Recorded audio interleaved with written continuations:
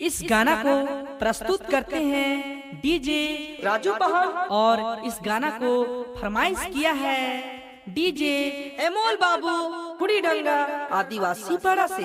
और इसे गाया है गायक मिथिलेश नायक।